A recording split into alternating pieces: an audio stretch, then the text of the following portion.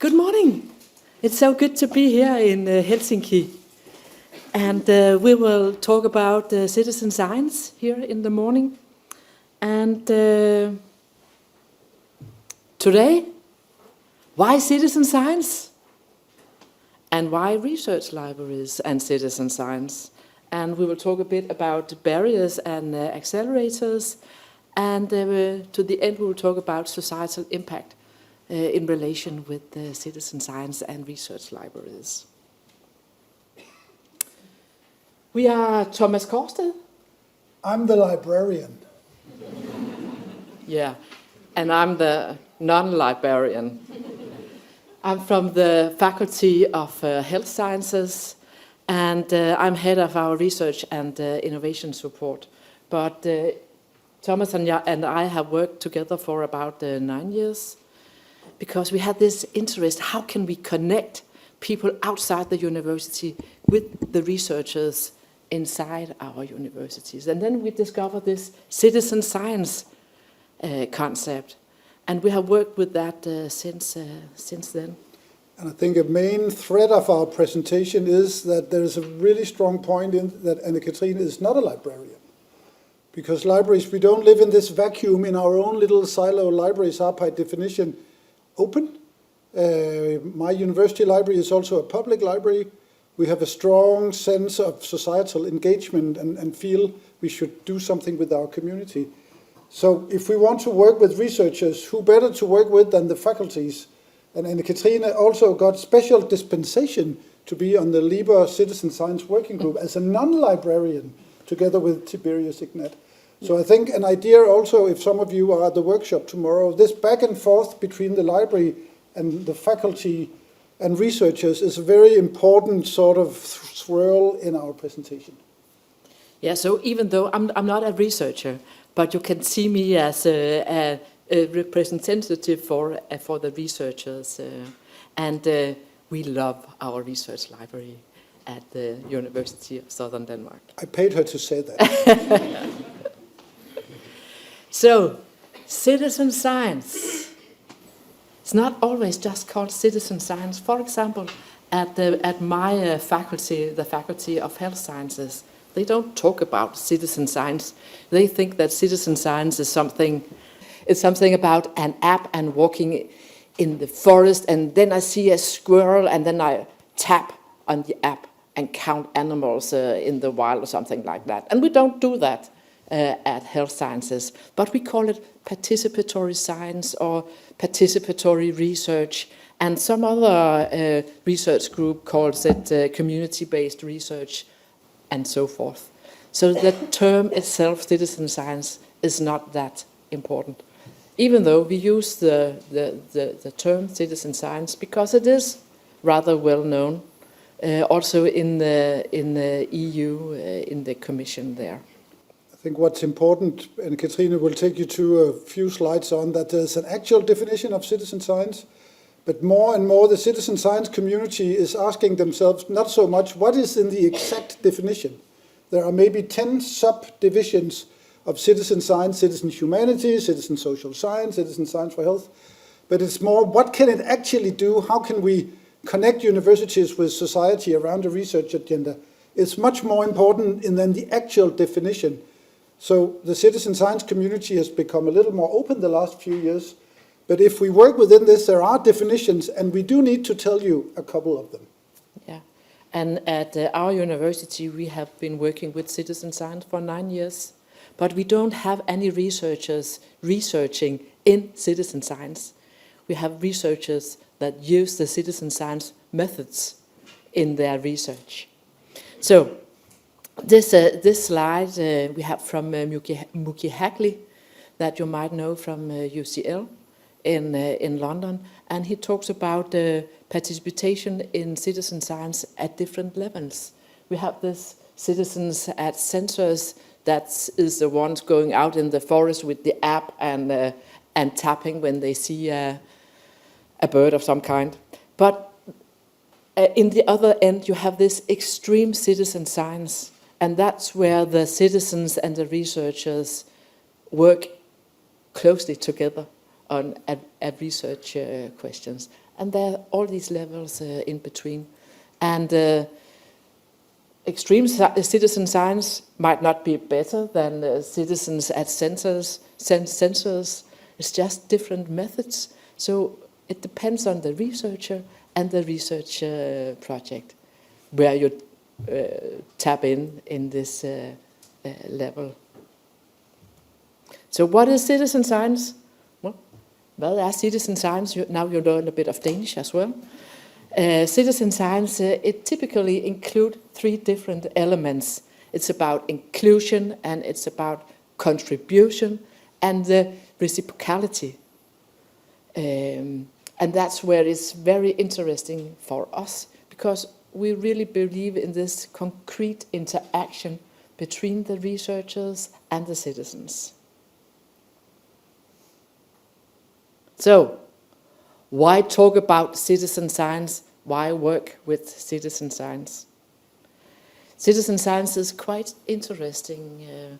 For example, we have these big, wicked problems in the world. Talk about inequality in health, climate change, and so forth. And one researcher or one research group in their lab, they won't solve that wicked problem. They have to work together between different disciplines and with the citizens and with the NGOs and all the other stakeholders out there. And that's why the citizen science methods are quite effective when you want to solve some of these wicked problems. The power of many. Yeah.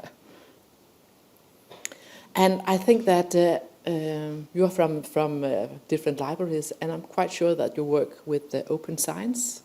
Is that correct? Yes.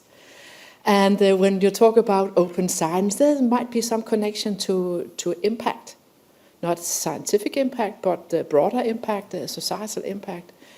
And there was this journal last year that showed that within open science, compared to societal impact, the most effective part of open science is citizen science. 80% of societal impact coming from open science is from citizen science. So citizen science is extremely effective when we talk about the societal impact. It's not open access. Normal citizens or stakeholders from a firm, they don't go in and read a academic journal. But you need citizens and stakeholders engaged in research projects to translate and transform this scientific knowledge to societal impact. And we'll get back to that later today. So I think this is yours. Ooh. I think a trend, I think you can see open science as a mega trend within science and citizen science as part of that domain. So how does that actually come about? It's a slow transformational process. And I think almost 10 years ago, the League of European Research Universities made a white paper on citizen science written by 2 professors. And the idea there was that citizen science, pretty much as open science, it just does not happen by itself. So their recommendation, their quite strong recommendations, which has actually now become part of EU funding policy frameworks and also infrastructure grant support, consider creating, where viable, a single point of contact for citizen science within the institution, meaning the university or research institution, to advise citizen scientists and ensure the liaison with national and regional citizen science initiatives. Meaning that if you think citizen science will happen by itself, the chances are it might. And I think there are 2 trends within citizen science, which is a little bit with the slide from Muki Hackley that Kathrine showed before. So there is this sort of societal needs. Communities have something they need to investigate. NGOs have something they need to investigate. They will take contact to universities, and that does happen. And citizen science will sort of evolve out of that. The other thing is a more institutional-led, more strategic, you could argue, point of citizen science, where universities man up, use resources, and libraries come very much into that, because then we begin creating research support services around citizen science. And 9 years ago, which is an eternity in the university and library era, they suggested that. So that brings us to, maybe you can see the beginning of a connection here. Why research libraries? So if we take this old quote, almost 10-year-old quote of creating hubs or single point of contact, support services for citizen science as a valid perspective, then why not research libraries? And I think our experience from SDU, and you can maybe elaborate a little bit of that before I get into that, we actually do have some data. I think if you need to grow a support service, I would strongly argue that the research library is actually a quite good place to do that. I have around 15 arguments, but I also think working with faculties and researchers that the library could actually be a quite good place. Yeah, exactly. Because at the faculty we know about research and we know about teaching, but this communication and engaging of the citizens and other stakeholders not already in connection with the university, that's not what we are necessarily good at. So then we really need the competences within our research library. And the faculties, at least at our university, sees our research library as neutral ground. We could have a citizen science center at my faculty, but then it would be just for the researchers within health sciences, and that's a bit crazy, because then you should also have a citizen science hub at the faculty for humanities and for technology and so forth. So by placing it in the research library, it's a support service for all the faculties at the university. And I think we would argue, if you ask my library director, Bertil Dorsch, he would say that citizen science services is just an intricate part as loaning out books, having all kinds of journals, teaching students, having library space. It's all about the facilitation that goes into that. And there are methods to the madness. Tiberius Ignat, which we work with in the Citizen Science Working Group at LIBER, and Paul Aris, who, big surprise, is library director at UCL in London. And then you see a small connection, because Muki Hackley, who is one of the most renowned citizen science researchers, is from UCL. So Paul and Tiberius sort of, when this white paper came about, discussed a little bit, so what would it actually mean to do a research support service? So they came up with a bespoke concept, which is pretty much what every research support center within citizen science, in a library or not, and an estimate right now, I think there would be around 30, 35 around Europe, and more in libraries. So it's about a gateway for the public, it's a reference point that can help scientists, it's a platform in the broadest sense, it's a partnership framework. And very, very critically, and I think our journey within that, they call it information about citizen science. I might be tempted to call it advocacy around citizen science. I think, and Kathrine and I, between us, and you don't even work in the library, so you did it for free. You're sort of an amazing person. We have held maybe 100 talks like this internally at our university. We have done at least, 50 workshops with researchers, where sometimes we discuss, what is it? Is it useful for you? If not, could it be going in this direction? But also lately more and more in-depth around concrete subjects to actually grow a research proposal. And then we have other actors, grants writers, communication specialists in these workshops as well. It's much more important to say that there are concepts around citizen science, also around organizing it, if you feel that is relevant for you. So back 2 years ago, together with an associate professor from Aarhus University called Christian Wittfeldt Nielsen, we were in this beautiful Erasmus Plus EU project, where our goal or our job at the University Library of Southern Denmark was to create some sort of baseline and framework around citizen science. So we worked with libraries mainly from Southeastern Europe, and can say that people in Bulgaria, Greece, Croatia they're actually working with these things. So it's not like some magical thing that is in one little place and one little place. It's actually more and more pan-European. But what we did was we needed some information to get started. We needed some research data to get started. So we polled 125, it ended out with 125 libraries around Europe who submitted data on citizen science, and we did more in-depth interviews with around 28 or 25 around them. So if you look around Europe and take this as a couple of years old, there's a very high understanding of open science. Unsurprisingly, open science has been around for maybe the last 20 years.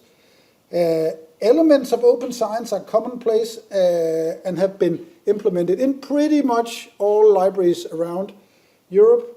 But also, even though citizen science is a more newer phenomenon, the understanding of what it can do and what it is high. But there are a lack of implementation and a couple of key barriers, meaning resources and lack of policy. And that brings us to, I think, a very important point in our presentation that we will discuss also in the workshop tomorrow. So we are libraries. Libraries have a certain identity around knowledge brokering. And I would argue that citizen science, if you can loan out a book, as Josep Perello, professor from Barcelona has said, who works in citizen science, why can't you loan out science? Why can't you loan out a citizen science? Why can't you not onboard citizens to actually participate in research? So it's more of these push and pull factors where do we wait for our university to come to us and says, can you do a citizen science hub for the university? Or are we waiting for other actors at the university to do that? Or are we more bottom-up, proactive, investigative sort of environment, as I think we did at SDU? It depends on the university. But again, there is an agenda, there is a need, there is a push also with EU funding. So it might actually be a good idea to approach this. And the very good news is, it seems that libraries already have the skills, because a lot of skills that we have in libraries, and I will dig in a little more into that, are already there. Yes, please. So if you go to our university and the Citizen Science Hub in the library, and if you look a little bit at the literature, you can identify maybe anywhere between 12 to 18 core skills that are used in facilitating citizen science. Meaning you have a research group, you have a community that is probably NGO-based or community-based. It could be schools, it could be high schools, it could pretty much be anyone, be a local community. And then you need to get that working in practice. So researchers are often very, very good at doing research, and quite a few of them are also very good at communicating. But these are new roles for researchers if they want to reach out. So if you want to work with citizen science, some sort of information or advocacy, but if you are actually doing projects that need to be something in reality, not just a random concept that sounds nice and looks nice on paper. So project coordination, management, doing events, workshop, teaching, evaluation, maybe even having a little bit of sense about how do you write a grant proposal or what goes in it. We work with your staff quite a lot on that. But also communication is huge in citizen science, because in reality it's bloody difficult to have one single citizen and try to have a conversation. If you can do mass communication, social media, work with other actors who work within media, we need to do that. But also fair data, research data management, GDPR. I had no idea when GDPR came around that I needed to know that much about it, but libraries, we tend to know about these things. And also a very strong thing that Kathrine will talk about, societal impact. So these are the skills needed to do citizen science. Next, please. So what we did, we asked these libraries, and 83 around them replied to the whole survey. So if you take at face value that 83 libraries around Europe, including, I think, 3 or 4 from Finland also replied, can we actually do this? And don't get confused, the red one that said 75% around advocacy, it doesn't mean that they can't do that. The red ones are actually the positive ones. So sorry for the mix-up here. So much about good communication, but you get the picture. I'm willing to learn. But I think the strong point here is, and that was perhaps the most surprising findings for our little investigation that we published in a journal called Open Information Science, is that libraries actually report that we have all these skills I mentioned before.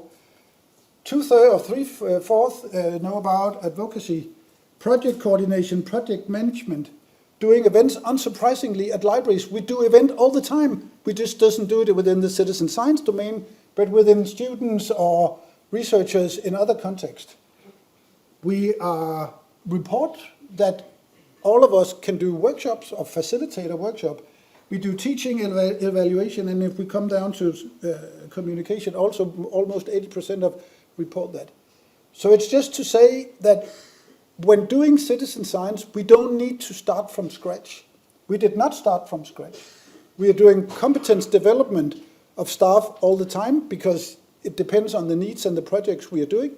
But as a baseline for starting, we can absolutely do it. And I think what we found out to begin with, we could pretty much hit the ground running. We didn't need a 3-year competence development program and 3 years of strategy and 3 years of talking to management.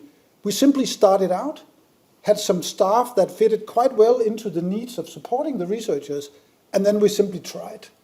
So that was our approach. And tomorrow also in the workshop, we will dig a little more into that.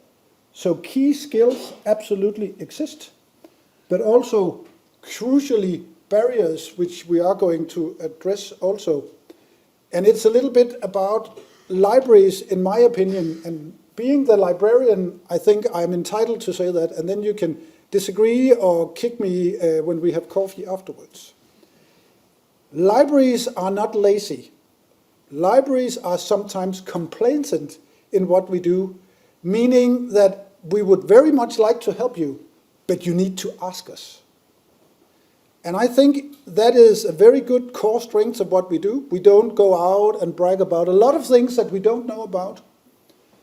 But some of these barriers that are lack of resources, lack of strategy, it's also very easy sometimes to mention that, oh, well, then we can't do it because the university don't have a strategy for open science or citizen science, or we don't have a national policy, and we don't really have the money. But it's just to say that if we keep going with that narrative, at least within the citizen science domain, chances are somebody else will do it for us. And my argumentation is that this could be a core library skill, it could be a core library service that we are doing. And very importantly, if we go into citizen science, every university, every library, every faculty is different. So we can't, unless we are perhaps a technical university or a business school, it's very difficult to fit a one-size-fits-all approach.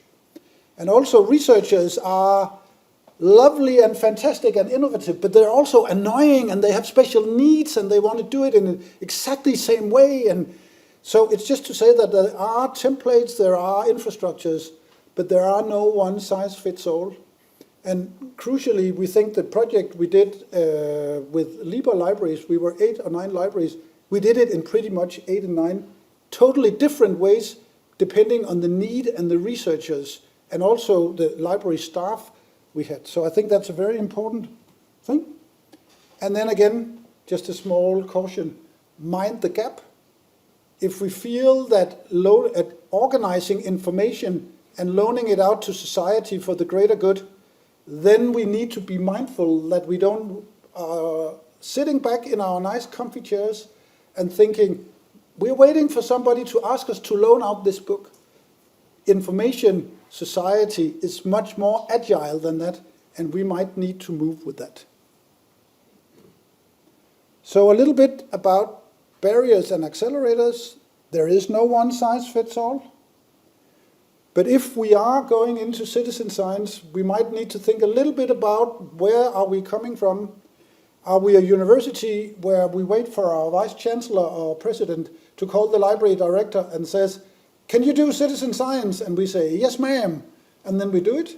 Or are we, as Kathrine and I did at our university, these annoying little kids that are, running around all the time and are trying to find out, can we investigate this and can we try that? And onboard research groups that are experimenting.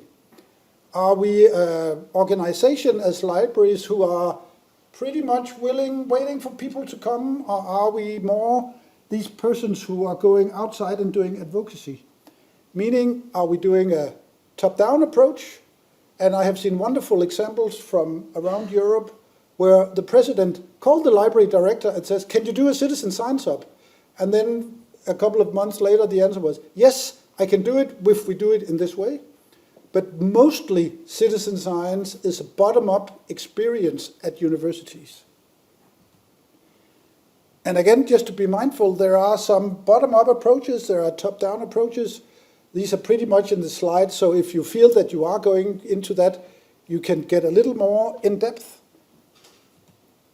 But I think this one might be more important. This came out of our study a couple of years ago, but also the dozens and dozens of workshops we have done with libraries around Europe.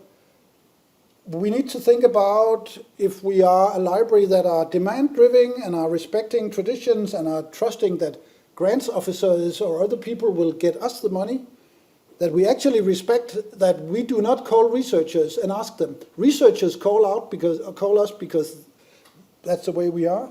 We are waiting for the institutional move, and we have this sort of library culture where we strongly respect governance structures. That's all very good, and my library would probably be 50% of that. But my library also have 50% of the other more outgoing thing where we experiment.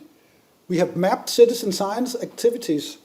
We have been scanning strongly the grants landscape picture, meaning that the Citizen Science Hub we run now is 50% funded by my library director, but 50% of external funding that good people like Kathrine staff actually brings in. We are also constantly investigating what actors are there internally who could work with us. And then I think we are very, very strong on what we call a coalition of the willing, meaning citizen science is not for all researchers, maybe not also for all libraries, but we work with researchers who are motivated, who feel that they want to experience, but also have this wicked problem that they can't solve.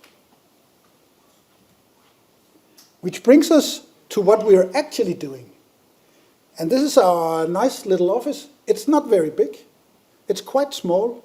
It houses 8 people, and not all of them are working full-time on citizen science. Actually, we are only 2 people working full-time on citizen science, but they are information specialists who work in other departments at the libraries. But this is our space, and we have a little bit about also, I think, how we got there, Kathrine. Yeah. Well, we have been working from this bottom up, and we have approached our board of director, and we started back in 17 by inviting the board of directors and the deans into this citizen science network, and by doing that, we had this possibility to talk directly with the deans and so forth at the university. So by doing that, we managed to get citizen science into the strategy, the funding strategy, and a vision together with our local university hospital, the SDU open science policy, and so forth. So citizen science are in all these strategic papers at our university. Meaning suddenly we are allowed to do it. But that didn't happen. We had to push that forward. We had to knock in doors and kick in doors and talk to a hell of a lot of people. But it was good fun. And also citizen science at SDU, we don't have a specific definition of citizen science because the researchers are different, the research project are different. But our understanding of citizen science is this interaction between the researchers, between the university and people and the world outside the university. And when we talk about citizen science, we are just not talking about citizens, it's also patients and people from different organizations and private firms and so forth. So our definition of citizen science is extremely broad. It's the methods within the citizen science toolbox that's important for us. And also when we had this thing started some years ago, it was while Trump was in as president in his first time, and at least my dean was extremely worried about this, that fake news and knowledge is not knowledge. So he thinks that it's so important that we have this connection, this dialogue between the researchers, between factor and between real fact and fake news.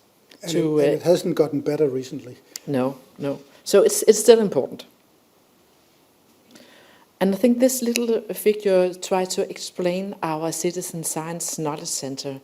In the middle is our Citizen Science Center, and it works closely together with the faculty, me, for example, and we have the media, NGOs, policies, and the citizens at one side, and our researchers and our students at the other. So our mission is to bring citizens closer to science and scientists closer to society.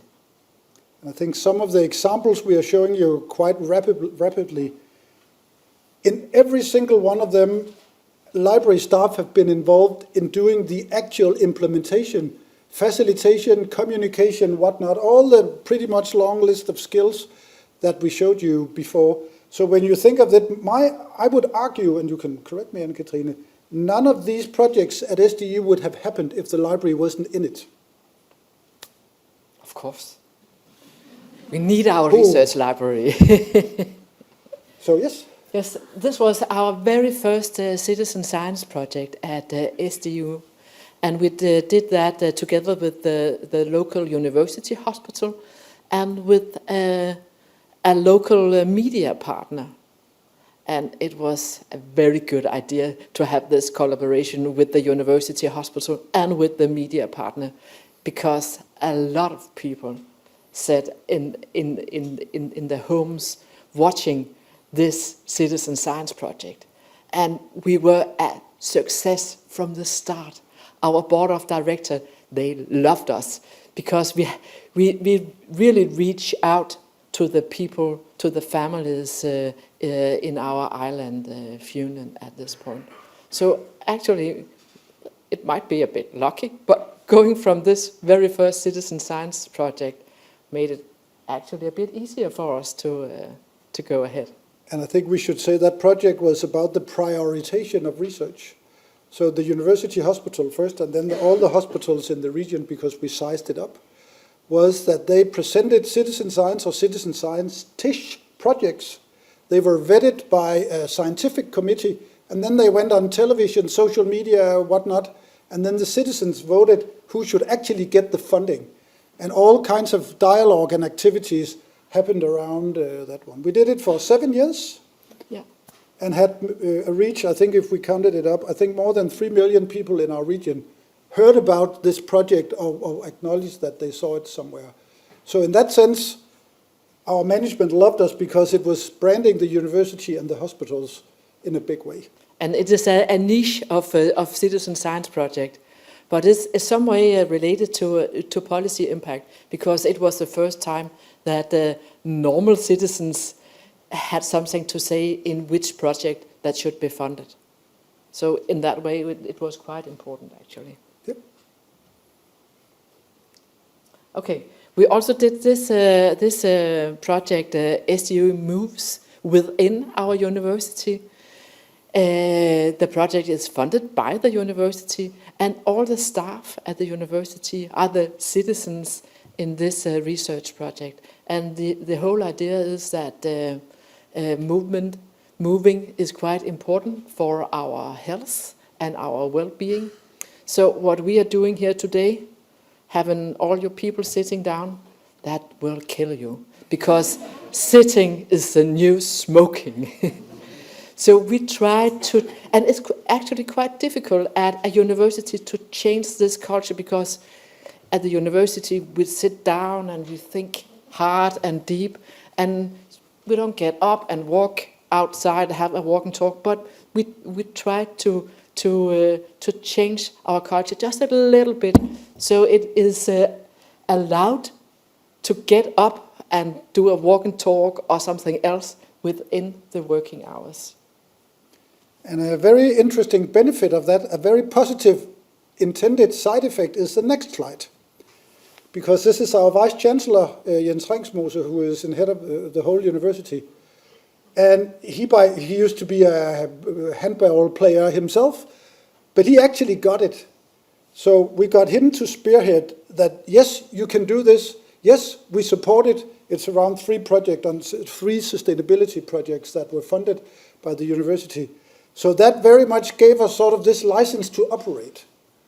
Meaning that if somebody says, why are you doing this? We can't be allowed to do a walk and talk, or we can't go to the gym in our lunch break. Then we can show this slide and say, Jens says we can do it. But also, crucially, that means that guy who runs the whole university, he actually knows about citizen science now. I'm not sure he did that before. No, and it's actually not just about health and well-being. It's also, it has also scientific impact. We did this study 2 years ago, I think, called Pausenerd. I don't know, what would you call it? Pausenerd. Pausenerd, yeah. And it's about the education situation. So everyone, please stand up. And raise your hand and clap. Yeah. That's all. Yeah, you can also stretch. That's very fine. Okay, they did this project with the students, and they found out that when you have a lecture this long, actually, and you have just a tiny break within the lecture and doing some physical stuff, the students will concentrate much better and remember the stuff better. And it's actually published, this study. Please sit down again. So for the next 10 minutes, you will feel more awake. It's not just the coffee, it's also the little bit of movement. We also have more what you could call traditional citizen science projects, and we are going to show you a few more and run quite quickly through them. So we had this project going on for 5 years, funded by the Willem Foundation, around freshwater lakes. I think Denmark might have almost as many lakes as Finland. But they are artificial. Artificial, yeah. But it's a thing, if you saw the Muki-Hackli again with the crowdsourcing, so citizens as sensors. We had citizens doing water samples and sending them to university, meaning we got a data set of around 1,400, while if the researcher, Sarah Emos, an associate professor, did it herself, she said, yeah, I can do, with my students, I can do 10 or 20, maybe 25 a year. So huge data set, and we involved all kinds of high schools and public schools and after school things, and we also co-designed with around 1,100 citizens a toolbox, a do-it-yourself suitcase, so you could roll out into nature and have fun with your kids. And also, instead of in the summer holidays, instead of going to a football camp or Harry Potter camp or whatnot, you could go to a lake camp. And who knew that would be a success? But it actually was. So again, a huge data set, but also importantly, the data quality of that set was actually research quality. So it gives this research group much more knowledge. It's citizen-led, and we gave a lot of feedback to each and every individual citizen who put in a data sample. What does it show about the lake that you have been sampling? And also, I think for publication manners, much bigger research impact than it would have had otherwise. I can do this one as well. So you are aware of a thing called climate change.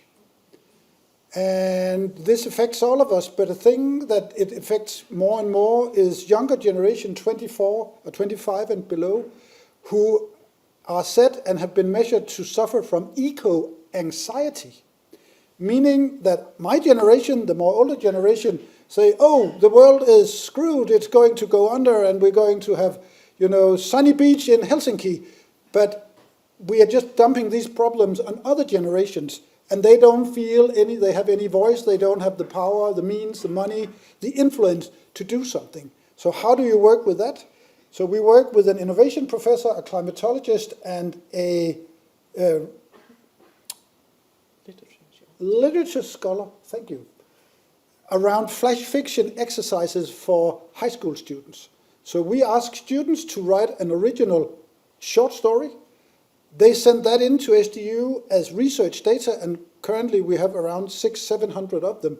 So in itself, that's quite a unique data set that sort of can measure how are kids thinking about this.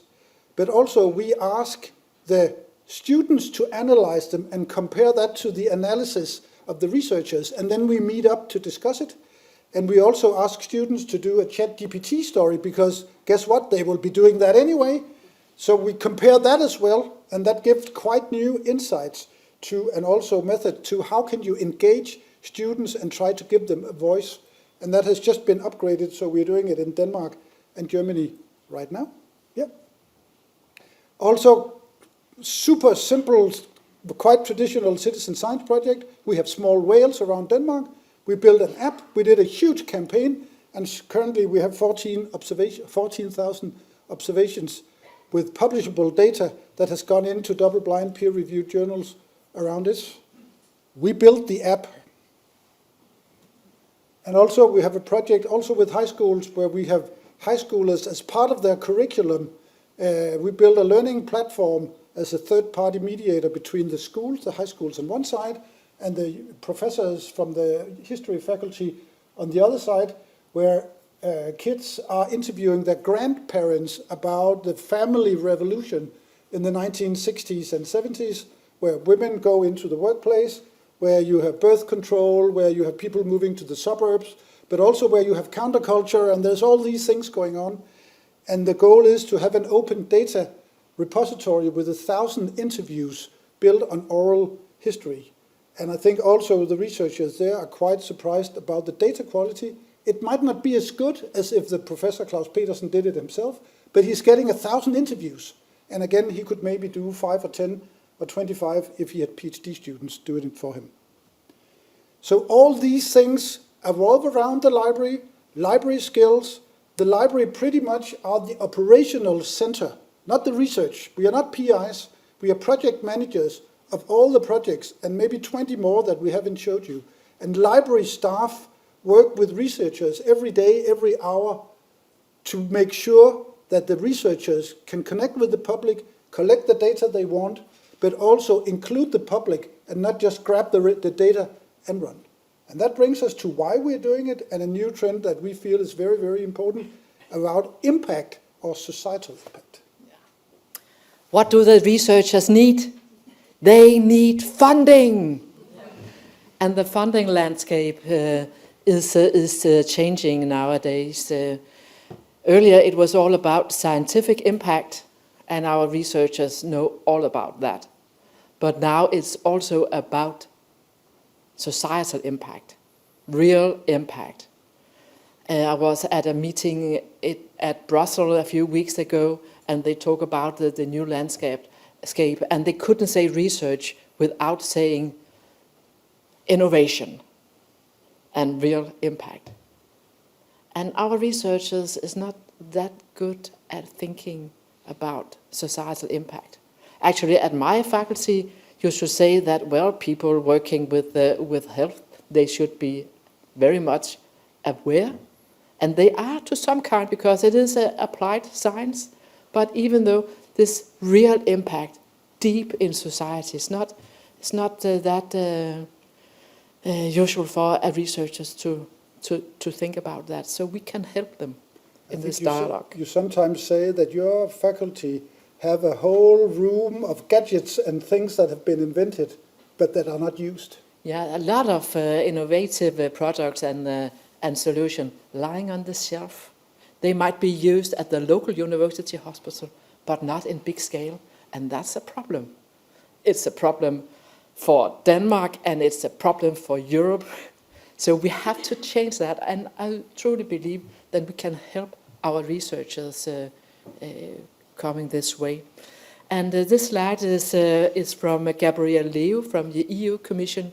It's 2 years old, but it's still applying.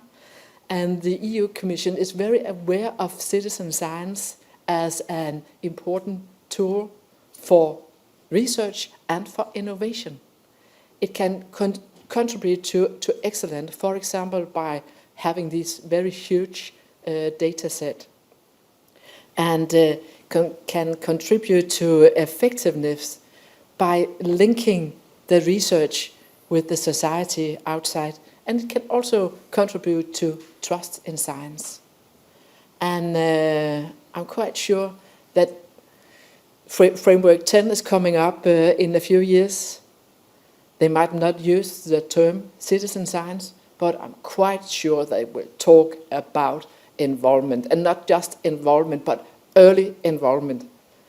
So when you have this talk about your research question, it should not just be the researchers formulating these research questions, because the researchers might exactly not know what is happening all the way out there in society.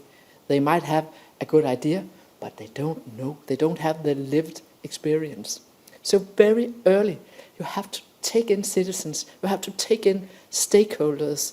You have to take in the people. If you are going for a patent for a new pill or product, you have to take these people who shall work with this in very early, so they know what is coming.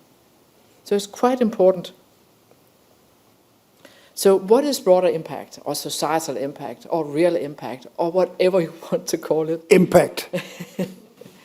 It is about research contributing to a development in society. And you can divide it into two. Strong economy, and when you talk about Europe in the future, I think they are very much into this competitive side, and they're into innovation. And you can also talk about strong society. For example, well-being is quite important. When you talk about life science, well-being and innovation will go side by side. You know this old quote about publish or perish? And when they did the Quora a few years ago, this was said that it had led us into a blind alley. And that's what we have to change now. It's not just about scientific impact. It's about broader impact. It's about societal impact. And we have to be aware, because how do we assess societal impact? I know from your good colleagues at the library, it's not that easy. But we have to talk about that, and we have to talk about it with the researchers and with the stakeholders. So there's this value chain from scientific to broader impact. And you know all about the box to the left. And we have this fantastic journal in a high-ranking journal. Check. Let's start a new research project. Yeah, that's okay for societal, for scientific impact. But when you talk about real impact, you have to find the way down here to the change outside in society. And it takes a lot of step. They talk about this pathway to impact. And that's quite difficult for our researchers. So we really have to help them. Again, when they are formulating their research question, we have to talk to them about the pathway to impact, about the steps. And that's also important to the library, because you can figure out what are we going to assess according to societal impact. Yes. Pathway to impact. You have to remember that. It's quite important. We have to work with that. It's a center in the EU funding, and I can hear that in the Danish foundation, they are also talking about this pathway to impact. Even though you're talking about blue sky research, you have to think about this pathway to impact. And what are researchers in it for? Money? We did a workshop with our research and innovation office, so they have hundreds of grants officers employed, and they wanted to know this citizen science thing. What was it? Was it actually something? So this is from last year, but in the EU funding framework, at that time alone, they found 30 entries where citizen science, or if you remember the first word cloud that we have around the participatory sciences, were mentioned. So if you are working with researchers at your university who are applying for EU funding, this is big. It's there, and I think Kathrine's point is it's probably only going to get bigger because EU want to know not what journal are you publishing in, but is this actually doing anything good for concrete people in concrete societies? So it's just to say that the narrative that you have been presenting right now, it goes 110% into some of these things that researchers at our university work with all the time. And I think also you could argue our last slide was how important is it to showcase the money? Well, we asked our researchers a couple of years ago at SDU, so if you work with citizen science, could you prioritize the 3 things that you want us to help you with? What's in it for you if you want to work with us? 1, help us write some great applications that get funded. We want the money. Help us to connect with researchers and do the communication. We can do it, but I'm going to do it late at night or early in the morning and over the weekends. And the other thing, we want better and bigger data sets so we can publish in better journals. And I think money, we have, I think, 10 projects now at SDU where the Citizen Science Knowledge Center is an integral part of it. We are running the project management of most of these projects. And on that note, as Josep Perello, the researcher, said, if libraries can loan out books, why can't you loan out a citizen science project? Thank you for your attention, and please remember to love your citizen scientist.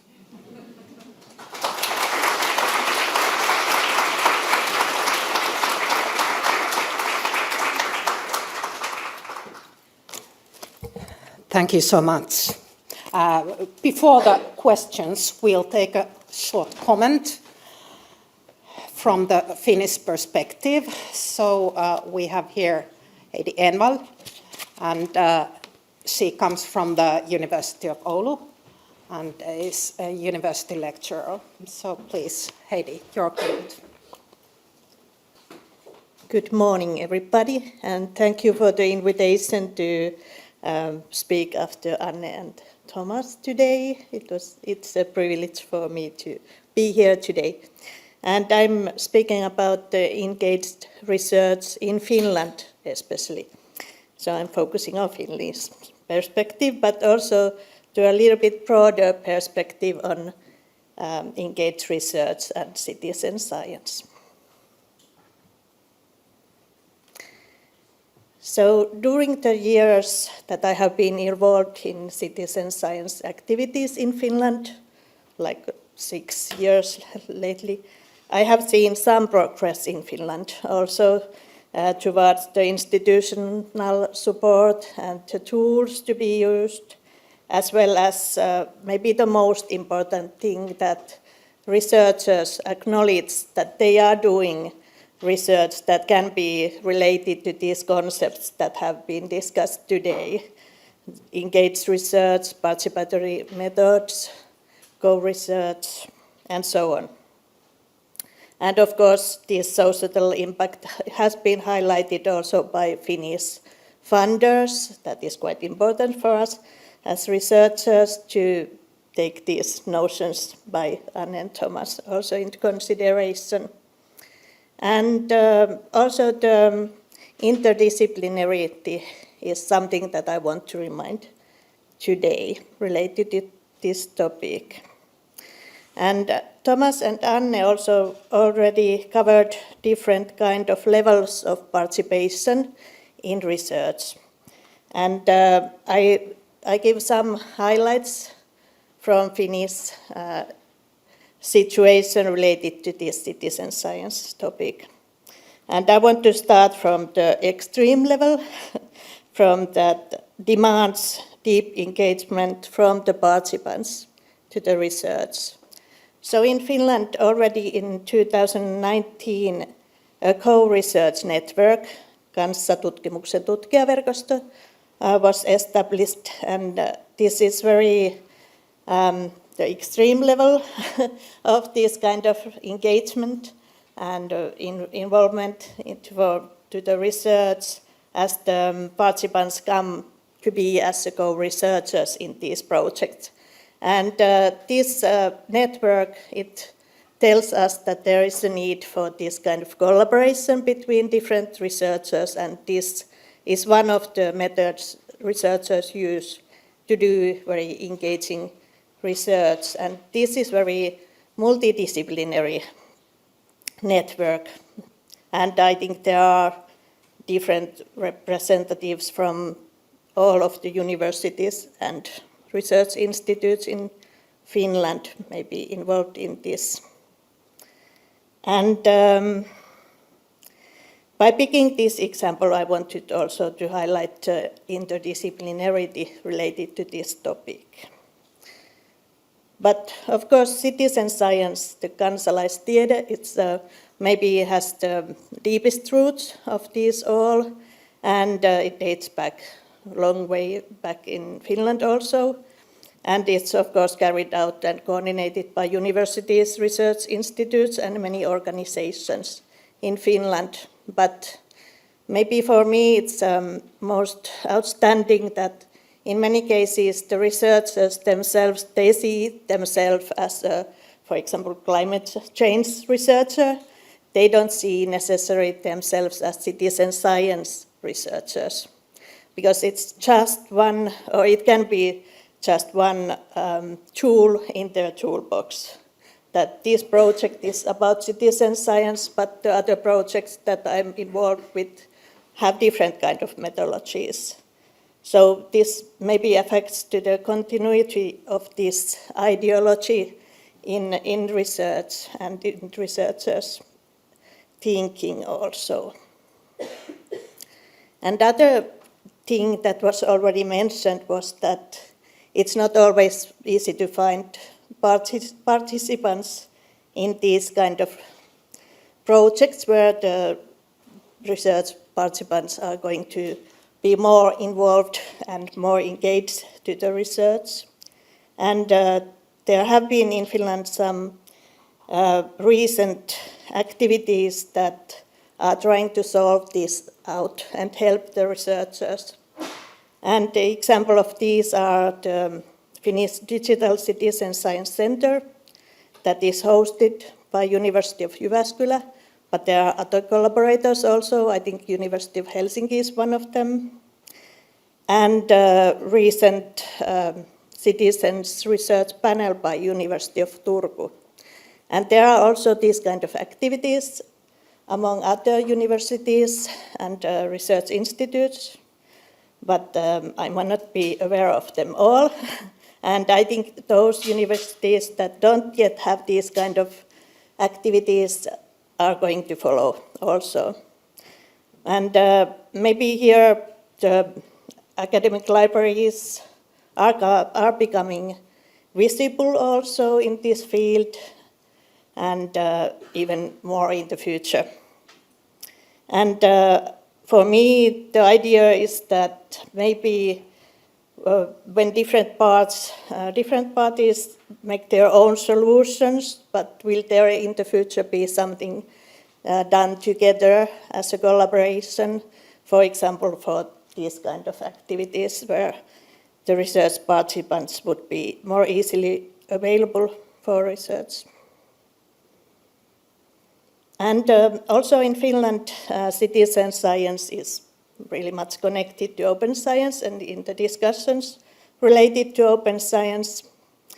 And we all probably here know this Finnish Open Science and coordinated by the Federation of Finnish Learned Societies. And the working groups that it includes. And one of the working groups relates to citizen science, and it has produced different kinds of guides and recommendations. And if you are not familiar with these, go and check them out. But one thing related to this is that I have been asked from a citizen scientist, researcher who is doing citizen science, that why in this working group most of the people come from libraries and are related to libraries, because it was not obvious for him that why is this the case, that where are the researchers that are doing the citizen science. So let's think about that. And I needed to explain the relationship between scientific libraries and open science, and the relationship between open science and citizen science to him. And as my final slide, it's my privilege to say that Finland is getting European Citizen Science Association's conference organized in Finland next year, and it will be held in University of Oulu, where I come from. And here it's also the interdisciplinary again, because this conference that has a very natural science roots, it originates from natural science, but now it's organized mostly by people from our faculty, that is Faculty of Humanities, and we see this discussion as very interdisciplinary. And these big problems, they are very interdisciplinary. They don't relate, for example, only natural sciences, but also, for example, the people that are touched by it, by climate change and so on. And my colleagues in our faculty, they have also established the Finnish Association of Citizen Science, facts that some of you might have heard, but it's, maybe it feels that it hasn't yet taken the position in national level yet, but probably through this conference it will get some boost also in the national level. So I welcome you all to Oulu next March. Thank you.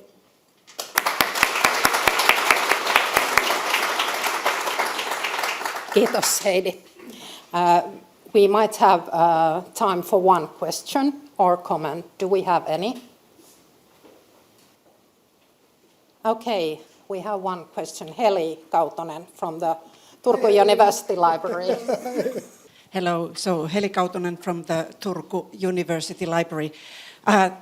Thomas, thank you so much for inspiring talk, also thought-provoking, so that my mind went leaping to different parts, and I might have not heard everything you said, but I think you referred to the question I have in mind.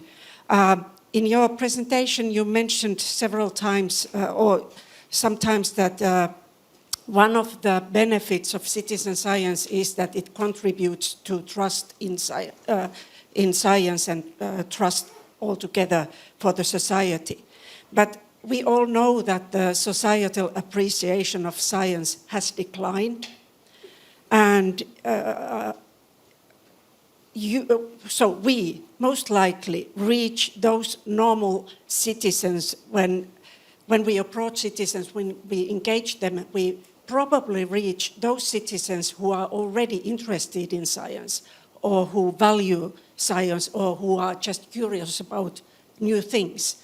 But how about, although the library is a neutral ground, but there might be people that think libraries as something that represents the culture that they want to oppose, or even ground for arrogance, ground for fake information.